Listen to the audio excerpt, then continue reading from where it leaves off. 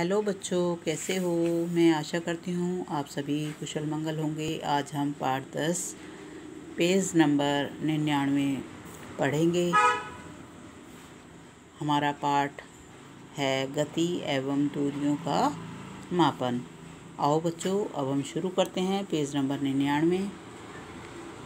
हड़प्पा सभ्यता के लोगों ने अवश्य ही लंबाई के बहुत अच्छे मापन का प्रयोग किया होगा, क्योंकि यह खुदाई में प्राप्त परिशुद्ध ज्यामितीय रचनाओं को देखने में प्रमाणित होता है। कोहनी से उंगली के छोर तक की लंबाई, जिसे हाथ कहते हैं, लंबाई के मात्रक के रूप में प्राचीन मिस्र में उपयोग किया जाता था, जिसे संसार के अन्य भागों में भी मान्यता प्राप्त थी। संसार के विभिन्न भागों में लोग लंबाई के मात्रक के रूप में फुट का उपयोग करते थे। अलग अलग क्षेत्र में फुट की लंबाई थोड़ी भिन्न थी। लोग 1 गज कपड़ा फैली बांस के सिरे से अपने थोड़ी तक मापते थे।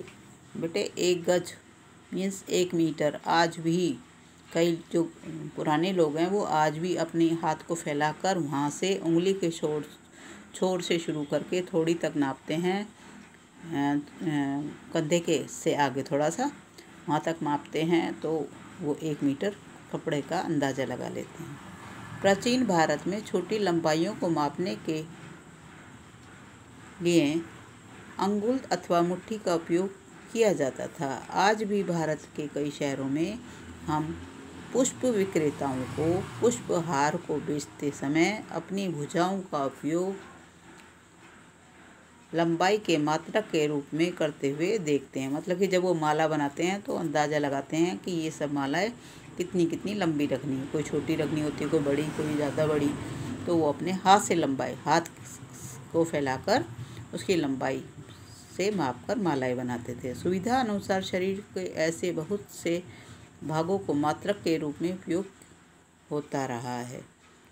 तथापि प्रत्येक व्यक्ति के शरीर की आमापों में थोड़ी भिन्नता हो सकती है। शायद इसी कारण भी मापन की उलझनें आई होंगी।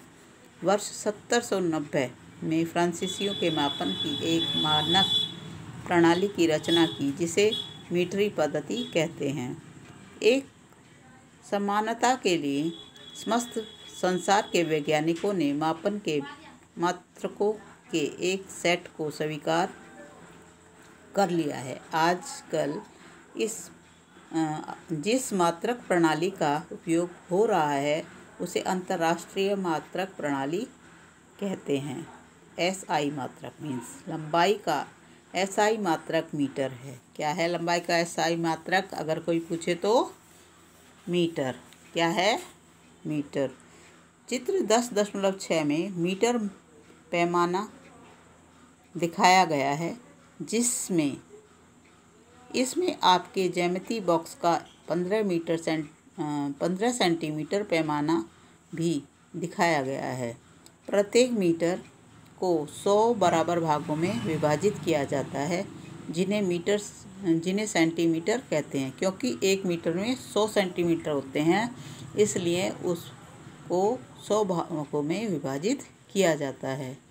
1 सेंटीमीटर के 10 बराबर भाग होते हैं, जिन्हें मिलीमीटर कहते हैं। 1 मीटर में 100 सेंटीमीटर होते हैं और 1 सेंटीमीटर में 10 मिलीमीटर होते हैं।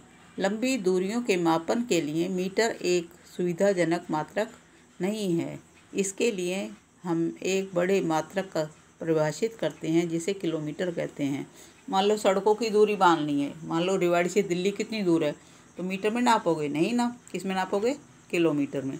तो 1 किलोमीटर में कितने मीटर होते हैं? 1000। तो 1000 मीटर का शॉर्ट नेम राइट कर दिया है किलोमीटर। अब हम अपने सभी मापक क्रियाकलापों को मानक पैमानों का उपयोग करके दोहरा सकते हैं तथा लंबाई को एसआई मात्रक में नाप सकते हैं। ऐसा करने से पहले हमें दूरियां तथा लंबाइयां मापने का सही ढंग जानना आवश्यक है। चित्र 10.5 लंबाई की यथार्थ माप। अब अपने दैनिक जीवन में हम विविध प्रकार की मापक युक्तियों का उपयोग करते हैं। लंबाई मापने के लिए हम मीटर पैमाने का उपयोग करते हैं। दर्जी मापक फीते का उपयोग करते हैं, जबकि कपड़े व्यापारी कपड़ा नापने के लिए मीटर छड़ का उपयोग करते हैं। उदाहरण के लिए किसी वृक्ष का घेर अथवा सीने को मापन के लिए मीटर पैमाने का उपयोग नहीं कर सकते। ऐसे में नापने के लिए फीता आधुनिक सुविधाजनक होता है, जिसको तुम इंची टेप कहते हो। हाँ, छोटी लंबाइयाँ जैसे आपकी पेंसिल की लंबाई आपकी पेंसिल की लंबाई मापने के लिए आप अपने ज्यामिति बॉक्स के 15 सेंटीमीटर पैमाने को काम में ला सकते हो। मतलब कि छोटी लंबाइयों को हम जो 15 सेंटीमीटर तक का स्केल है उससे हम नाप सकते हैं, या जो भी छोटी लंबाई को नापना होता है हम स्केल से नाप सकते हैं आसानी से। मापते समय हमें निम्नलिखित सावधानियाँ बरतनी चाहिए या बरतने की आवश्यकता है। चित्र 10.7 में मापे जाने वाली लंबाई की अनुदिशा पैमाना रखने की सही तथा गलत। देखो क्या है, ये ए है, ए में ये दिखाओ, इस तरीके से आपको मापना चाहिए, एकदम सीधा स्केल रखे। और ये जो है ये टेढ़ा स्केल रख रखा है, तो ये गलत विधि है और ये सही है। ठीक है बच्चों। नंबर 1, चित्र 10.7 में दिखाए अनुसार पैमाने को वस्तु के संपर्क में उसकी लंबाई अनुदिश रखिए। कुछ पैमानों के सिरे टूटे हो सकते हैं। आप इन पैमानों को शून्यांक स्पष्ट नहीं देख सकते। चित्र 10.8 ऐसे प्रकरणों में पैमाने के शून्यांक से माप लेने से बचिए। आप पैमाने का कोई अन्य पूर्णांक जैसे 1.0 मीटर काम में ला सकते हैं, तब आपको दूसरे सिरे का पाठ्यांक से इस पूर्णांक के पाठ्यांक को घटाना चाहिए। कैसे? उदाहरण के लिए 10.8 में एक सिरे का पाठ्यांक 1.0 है और दूसरे का 14.30 है। अतः वस्तु की लंबाई 14.3 सेंटीमीटर और चौड़ाई 1.0 सेंटीमीटर। तो इसमें से घटा दो, 14.3 सेंटीमीटर घटा 1.0 सेंटीमीटर, तो कितना बचेगा? 13.3 सेंटीमीटर। राइट। नंबर 3, माप लेने के लिए आँख की सही स्थिति भी महत्वपूर्ण होती है। चित्र 10.9 में दर्शाए गए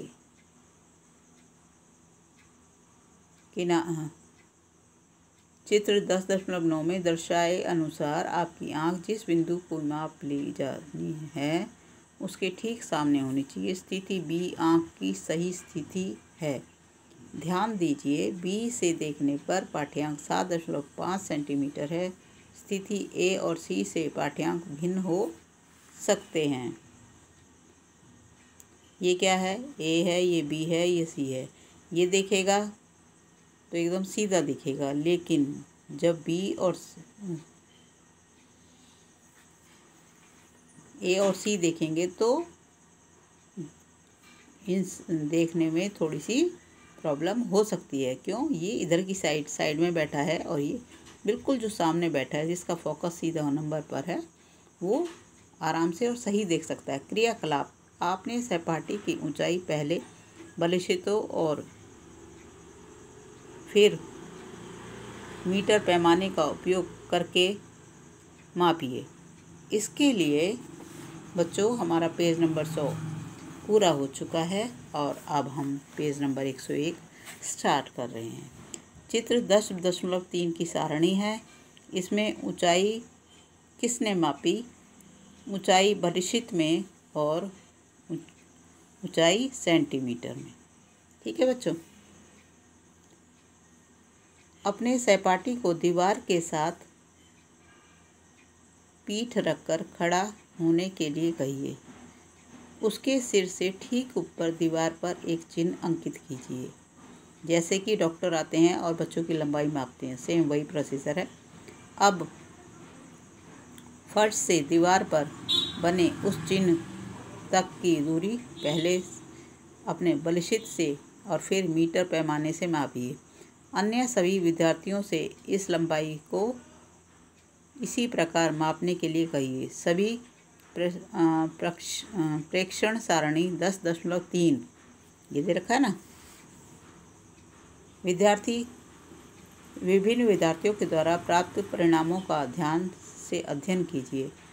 कॉलम 2 में परिणाम एक दूसरे से भिन्न हो सकते हैं क्योंकि विद्यार्थियों के बलिशितों की लंबाई एक दूसरे से भिन्न हो सकती है। अब कॉलम 3 के परिणामों को देखिए, जिसमें सभी मापें मानक पैमानों द्वारा ली गई हैं। ये परिणाम एक दूसरे के बहुत समीप हो सकते हैं, परंतु क्या ये एक दूसरे के ठीक ठीक बराबर हैं?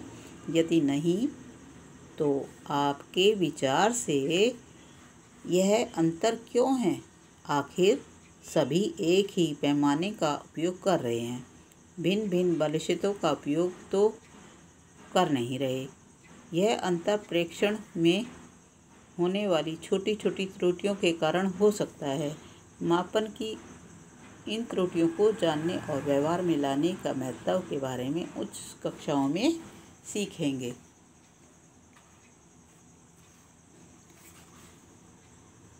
चित्र 10.6 किसी वक्र रेखा की लंबाई मापना। हम किसी वक्र रेखा की लंबाई सीधे मीटर पैमाने का उपयोग करके नहीं माप सकते। वक्र रेखा की लंबाई मापने के लिए हमें धागे का उपयोग कर सकते हैं, क्योंकि धागे को तो हम ऊंचा नीचा टेढ़ा मेढ़ा कर सकते हैं ना। अब हम आगे चले। क्रियाकलाप 4 वक्र रेखा AB चित्र 10.10 की लंबाई मापने के लिए किसी धागे का उपयोग कीजिए। धागे के एक सिरे पर गांठ बांधिए, उस गांठ को बिंदु A पर रखिए और अब देखो क्या है, इसके A सिरे पे गांठ मारी और बिंदु A पे रखा, फिर इस धागे को ऐसे ले जाना है, दिख रहा है। अब धागे को अपनी उंगली तथा अंगूठे द्वारा तना हुआ रखकर इसके छोटे भाग को रेखा के अनुदिश रखिए। इस बिंदु पर अपने एक हाथ से धागे को थामिए और अपने दूसरे हाथ से धागे के और थोड़े भाग को वक्र रेखा के अनुदिश फैलाइए। इस प्रक्रिया को दोहराते हुए वक्र रेखा बिंदु B तक पहुंचाइए। धागे का जो भाग बिंदु B पर है वहां एक चिन्ह अंकित कीजिए। अब इस धागे को मीटर पैमाने के अनुदिश फैलाइए। धागे के प्रारंभ में बंधी हुई गांठ इस पर बने हुए अंतिम चिन्ह के बीच लंबाई मापी यह माप वक्र रेखा AB की लंबाई होगी। बेटा रे देखो, हम धागे से नापेंगे ऐसे, यहाँ तक ले गए फिर नीचे ले आए, फिर इसको यहाँ से मोड़ा फिर यहाँ तक ले गए, फिर यहाँ, तो यहाँ पर हमारा धागा ख़त्म हो गया, मान लो यहाँ तक नाप लिया। फिर हम क्या करेंगे, इस धागे को सीधा करके नाप लेंगे कि यह कितना लंबा धागा हमारा यहाँ पे यूज़ हुआ है या कितनी लंबाई है।